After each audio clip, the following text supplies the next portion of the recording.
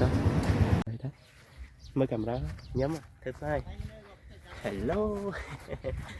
giờ mới đào chiếc ca thấy mà ở đây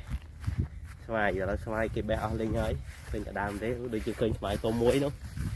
rồi em nó chặt đặt vào cái được mai tôm đấy đúng không đã bé bé thằng ông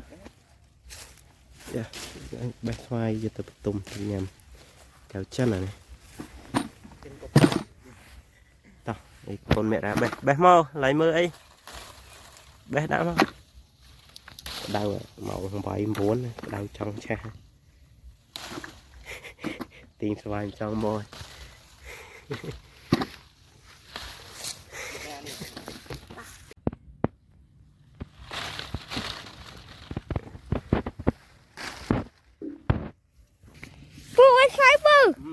này việc ba cao chân đó để ban tấn cầu ở trong camera mà trong cái đà cái mùi tiền mà đã khăn mũi này công chất vậy tới cái đấy mình biết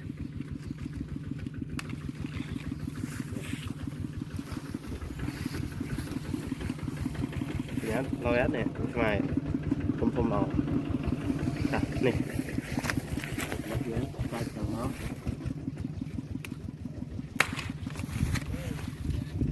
phum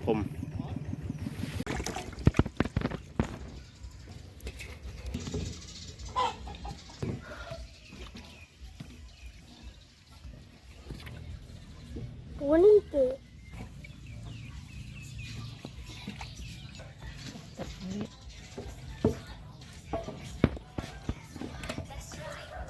Phải lên vài hàng à,